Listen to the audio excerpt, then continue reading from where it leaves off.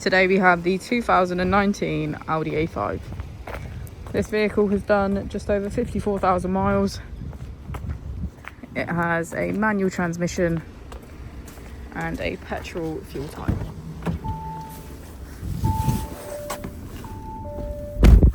To the left of our steering wheel, we have cruise control as a feature, and on the right we have voice control, automatic wipers and automatic headlights. Moving on to our screen, we can access navigation, smartphone integration, radio and media. If we put the vehicle into reverse, we can see that it comes with front and rear parking sensors. Just below we have our dual zone climate control with heated seats on either side. If we press our drive select, we can switch between our 5 different driving modes.